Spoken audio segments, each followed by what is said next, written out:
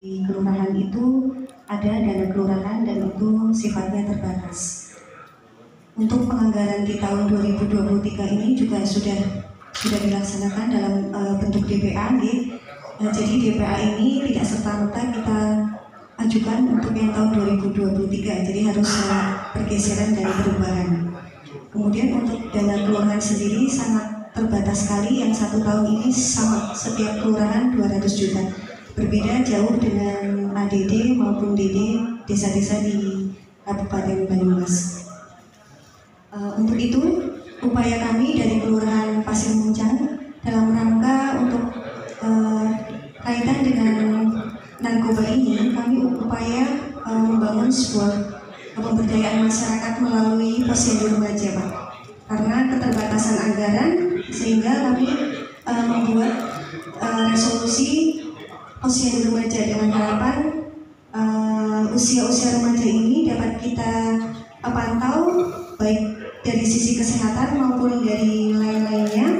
Termasuk salah satunya kami akan menyelenggarakan edukasi kaitan dengan narkoba melalui kegiatan di posyandu remaja. Begitu.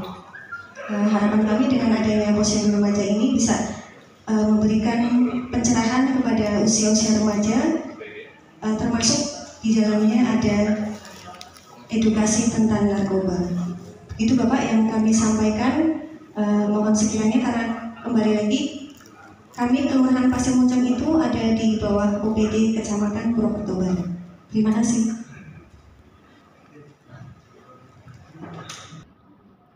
Ini saya sampaikan kondisi kita di Banyumas. Rehabilitasi di Banyumas ini memang kita belum memiliki sarana prasarana rehabilitasi inap yang sesuai dengan SNI, Standar Nasional Indonesia. Itu pertama dulu Pak, supaya nggak bingung Pak ya. Itu dulu. Kemudian saya akan jawab tentang apa yang akan dilakukan dalam proses rehabilitasi. Seseorang Pak, ketika ada penyalahguna, ini penyalahguna nih, kami dari BNN, ketika dia ada zat padanya Pak, zat padanya, maka yang kami lakukan pertama adalah urine test. Ini saya gambarkan secara umum. Urine test. Kalau dia urine positif, sebenarnya dia urine positif ada zat padanya, sebenarnya dia sudah masuk ke status hukum, bisa sebagai orang yang bisa mengikuti proses hukum. Tapi kami BNN begitu melihat orang ada zat dan penyalahguna, maka persepsi kami dua, dia bisa ikut atau dia ikut proses rehabilitasi. Kapan cara menentukannya? Cara menentukannya setelah urine test kita melakukan namanya assessment, pemeriksaan melalui perangkat yang terstandar. Nanti saya ngomong bahasa Inggris bapaknya, wah ruwet deh. Tapi perangkatnya terstandar Pak, tidak hanya di kita, secara internasional Pak. Jadi perangkat itu terstandar. Untuk menentukan apa? Menentukan tingkat keparahan dia. Tingkat keparahannya dia bisa ringan, bisa sedang, bisa berat. Itu ya Pak. Ketika dia ringan, apa yang dilakukan? Yang bisa dilakukan pertama, tapi ini saya ceritain kenapa desa bersinar itu penting. Ketika dia ringan, bisa ditangani oleh masyarakat desa. Yang mana? Yang disebut sebagai agen pemulihan. Kapan dia disebut agen pemulihan? Nanti setelah kami dari BNN memberikan peningkatan kapasitas kepada warga desa. Ada beberapa orang Pak. Nanti mungkin saya nggak tahu apakah slide-nya Pak Win itu menjelaskan IBM juga. Tapi yang jelas desa bersinar, di dalam desa bersinar ada namanya agen pemulihan Pak, yang dari masyarakat itu. Untuk menangani siapa? Menangani tadi yang di tes, di screening, dia hasil di assessment, diperiksa, itu hasilnya ringan. Dan tadi agen pemulihan tadi kami ajarkan Pak, perangkat yang saya bilang tadi, alat tools yang terstandar internasional tadi, kami ngajarin tuh sama warga desa. Karena perangkat tersebut mudah untuk dilakukan dan bisa untuk dilakukan untuk screening. Ketika dia sedang Pak, ketika dia permasalahannya sedang, nanti kita lihat dulu sedangnya seperti apa. Kalau dia sedangnya masih bisa dikomunikasikan dengan keluarganya, maka bisa juga oleh tadi agen pemulihan tadi menangani si anak ini. Kemudian pertanyaan, ketika berat bagaimana? Ketika dia berat, maka agen pemulihan tadi melakukan rujukan kemana? Ke sarana prasarana rehabilitasi. Yang ada sementara ini adalah di BNN, Seta Satria, Rumah Sakit Umum Daerah Banyumas, sama Margono. Itu lokasinya. Kemudian kalau berat dia pergilah Pak ke sana tadi, ke beberapa tadi institusi yang saya sebutkan tadi. Nah di sana tadi kan screening assessment, dilakukan pemeriksaan lagi Pak. Pemeriksaan untuk menentukan apakah dia rawat inap atau rawat jalan. Karena proses rehabilitasi itu bisa dilakukan dengan menginap di sarana prasarana, bisa dengan rawat jalan. Kalau di rawat jalan dia bisa di BNK. Rawat inap dia bisa ke Sentra Satria. Pertanyaannya, apakah pemerintahan kita kabupaten sudah memiliki sarana prasarana untuk inap? Jawabannya belum. Kita belum punya. Pemerintah kabupaten belum punya. BNN kami pun belum punya. Untuk inap ya Pak, tapi untuk jalan bisa. Bagaimana dengan RSUD yang tadi saya sebutkan? RSUD tadi yang saya sebutkan itu, kalau ada inapnya mereka harus berbayar. Karena BPJS tidak menerima penyalahgunaan narkoba untuk ditangani hingga dia bisa diklaim BPJS. Sentra Satria bisa. Sentra Satria bisa. Nah, kedepannya ini saya kan Bapak Ibu, kita bicara strategi. Harapan kami dari BNK, kami berharap nanti suatu waktu kita bersama-sama bisa memiliki sarana prasarana rehabilitasi mirip pemerintah Kabupaten Banyumas. Saya punya sistem penyelenggaraan, saya punya model terapi rehabilitasi penyelenggaraan rehabilitasi yang sesuai dengan standar, saya punya. Cuma sarana prasarana udah punya belum?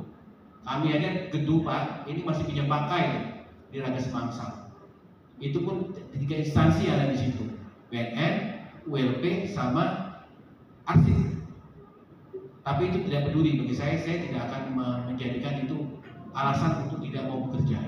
Saya tetap bekerja, kita tetap bekerja. Itu Pak. Jadi kalau rehabilitasi seperti itu. Kegiatan pemberdayaan untuk desa bersih dari narkoba. Sebelumnya kami mohon maaf karena seharusnya Pak Kadis yang harus hadir, tapi karena beliau hari ini ada di Sumedang, bahwa izin salam dari beliau nanti mudah-mudahan bisa silaturahim Bapak, dan nanti dia berdoakan juga semoga kegiatannya bisa terlaksana dengan baik. Amin. Mohon maaf tadi malam saya baru di Disbuk untuk mengisi Bapak, jadi materinya juga yang buat tim kami. Tapi sebelumnya perkenalkan diri Bapak, nama saya Bambang Junedi SIP. Saya sebagai Kepala Bidang Bina Pemerintahan Desa. Saya lahir di Medan Bapak, besar di Pematang Siantar. Jadi saya tahu ya, Mandailing ngakunya bukan Batak, Karo juga bukan Batak ya. Jadi kalau bisa dibilang ya saya hidup di sana mulai lahir sampai besar di sana ya. Jadi saya tahu rajin makan mendoan Bapak, biar lidahnya lendir gitu. Kalau udah gitu. Ya, ini saya kembali mengingatkan tentang tujuan dari Undang-Undang Desa. Tadi disampaikan oleh Pak Rasmito, bagaimana kalau kita menganggarkan 10% dari dana desa? 100% pun tidak apa-apa Bapak. Iya benar, serius. Karena dana desa itu milik jenengan, bukan dana desa itu bukan dana yang ada di desa. Mungkin kalau jenengan kemarin ikut di Curug Bayan, saya bilang ke staf kepresidenan, semua rata-rata program nasional. Tahun lalu 40% BLT, 20% ketahanan pangan, 8% Irmat COVID 32% baru bebas. 32% kan terkunci, ada PAUD, posyandu, pendataan desa dan sebagainya. Terakhir desa nggak ngapa-ngapain Pak ya, hanya kegiatan rutin, program nasional yang program nasional tercapai, program desa nggak tercapai. Jadi saya bilang ke staf kepresidenannya, berarti desa benar-benar dikasih cek kosong, uangnya banyak tapi isinya nggak ada. Makanya saya sarankan BLT dihapus, mau dihapus, serahkan uangnya ke desa mau ngapain terserah, ya kan? Makanya nanti kalau BNN programnya mau sosialisasi berkaitan dengan narkoba, jangan menganggarkan 100% ya Pak. Nanti saya akan jelaskan programnya seperti apa berkaitan dengan penanganan. Mari dulu gratis, benar kan Pak? Gratis, sudah tergantung, baru Pak. Paham ya? Bagaimana kita mencegah narkoba? Cegah narkoba dari lingkungan. Makanya kalau misalnya dari mana? Pasir Muncang ya? Kecamatan siapa? Segali ya? Salam buat beliau ya. Mana di Keples. Intinya narkoba itu ada karena ada kesempatan. Ya, makanya jangan beri kesempatan. Isilah anak kita dengan kegiatan-kegiatan yang positif. Ya, kemarin keponakan saya juara Pak, juara karate di Singapura. Saya sih nggak nyangka, baru belajar ya di tingkat kota menang, kakinya baru patah gara-gara main bola. Sampai di Singapura kemarin saya lihat menang 2-1. Apakah anak itu pakai narkoba? Gak mungkin. Karena apa? Ada saluran ke ya. Jadi penanganan narkoba tidak mesti misalnya BNN ya hadir ya untuk sosialisasi, tidak. BNN hadir untuk kegiatan-kegiatan yang kemungkinan itu bisa menggerakkan masyarakat, bisa menjadi BNN nanti hadir ketika misalnya di forum-forum ibu-ibu tadi kayak posyandu, PKK dan sebagainya, diundang BNN ya, disebarkan kegiatannya untuk bagaimana mendidik anak, parenting anak supaya jangan ikut narkoba, begitu kan Bapak? Artinya tidak perlu ada anggaran. Sama dengan di kami juga, ada enggak? Tidak ada anggaran sistem pengelolaan keuangan desa itu. Maintenance-nya nggak ada, pengendaliannya nggak, tapi ini bisa jalan. Artinya yang penting ada niat. BNN tadi disampaikan oleh Pak Firja juga, tidak ada anggaran, tapi mereka bisa jalan karena apa? Niat sebenarnya. Ada kegiatan-kegiatan yang sebenarnya bisa disempurnakan. Saya juga dalam Mas Wiki sampaikan, tidak mesti dianggarkan. Tapi ada kegiatan perkumpulan ibu-ibu di tingkat PKK, di tingkat posyandu, diundang BNN-nya, bagaimana anak mencegah supaya jangan terlibat narkoba. Pun kalau terlibat, bagaimana penanganannya, dan seperti itu. Jadi tidak mesti ada anggaran, tidak mesti apa. Sebenarnya jenengan tahu kita hancur-hancuran anggarannya, tetapi kita juga harus mensupport program pemerintah seperti itu. Jadi undang-undang desa ini ya diluncurkan menjadi kebijakan nasional di 75.000 desa dulu, 74.000 sekarang sudah banyak desa yang mekar, termasuk di Kabupaten Banyumas, nanti ada Watu Agung, Ketukung Kulon. Nah, nanti kedepannya juga itu semua pembangunan mulai dari sekarang dan kedepannya itu berasal dari desa. Makanya kalau dana desa disampaikan dibatasi 10%, ngapain dibatasi 10%? Pak Rasito, 20% juga nggak ada masalah. Kenapa? Karena dana desa ini, ya, taggingnya kalau kami dari Desa Masjid adalah berdasarkan dari SDGs, Sustainable Development Goals, artinya pembangunan berkelanjutan. Artinya upaya terpadu dari pemerintah untuk melaksanakan kegiatan pembangunan berkelanjutan. Jadi ada beberapa SDGs di sini. Oke?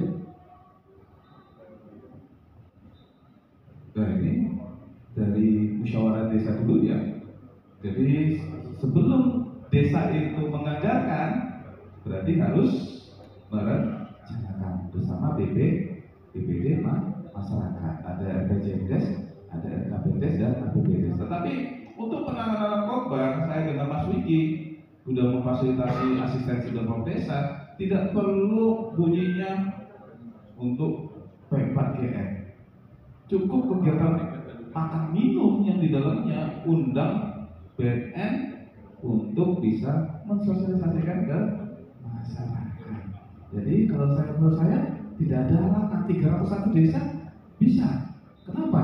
Di operasional kantor ada makan minum, di kegiatan PKK ada makan minum, di kegiatan Karang Taruna ada makan minum, kelembagaan. Di dalam itu bisa mengundang BNN untuk turut serta dalam mensosialisasikan. Seperti itu, Bu. Ada kendala anggaran? Para situ ada kendala anggaran?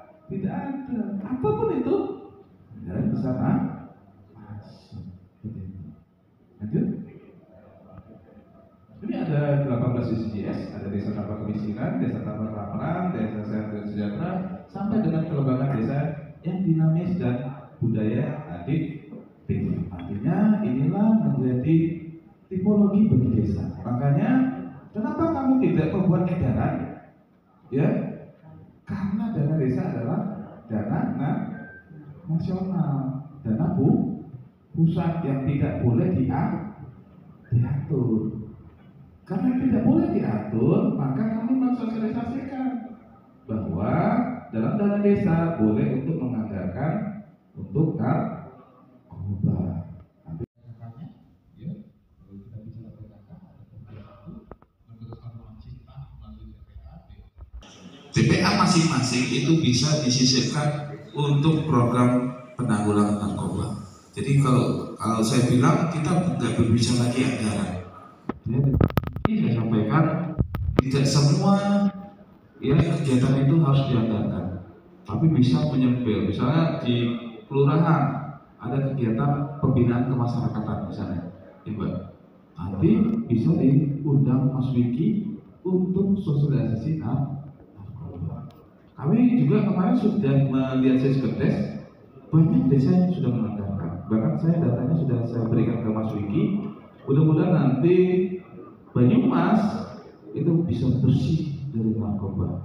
Sehingga percayalah, kalau yang pakai narkoba nggak bisa berhenti, Pak. Susah berhenti.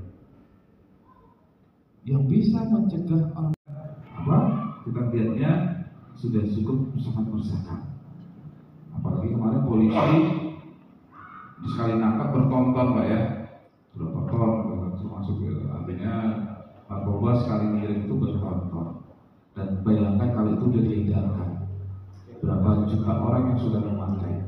Nah kalau bisa kita di sini punya kepedulian dan jangan bicara anggaran, karena kalau kita bicara anggaran, ya kita nggak bisa berbuat. Kita buat kreativitas supaya semua program pemerintah itu bisa berjalan dengan baik.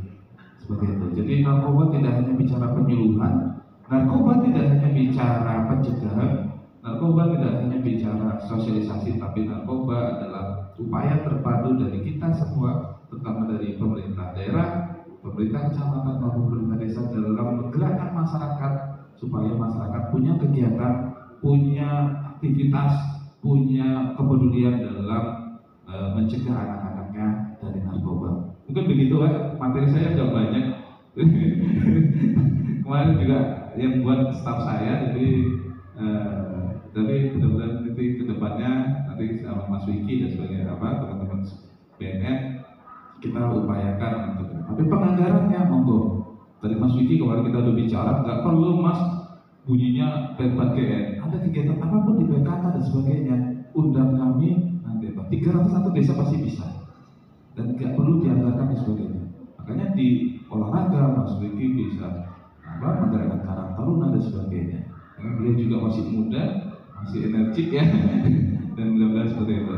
Mungkin itu Pak Resito untuk menjawabnya tadi 10% nggak perlu 20%, 30% kami bebaskan. Yang penting untuk kegiatan narkoba seperti itu. Jadi bebas dengan menganggarkan dan tidak perlu bicara tentang P4GN, tapi semua kegiatan bisa. Nanti tinggal undang Mas Wiki dan tim yang dari BNN nanti akan hadir Tapi jangan diundang barengan Pak, kita tanya dulu jadwalnya ya. Dari Mas Wikinya kapan bisa, nanti kita bisa fasilitasi. Dan ini mungkin nanti komitmen kita di 29 desa dan 4 kelurahan ya. Tapi yang pasti kita harus bergerak ya, kita harus semua kegiatan yang berkaitan dengan pelayanan dasar masyarakat itu bisa dilakukan. Mungkin begitu, saya mungkin bisa buka tanya jawab untuk sesi di saya. Terima kasih.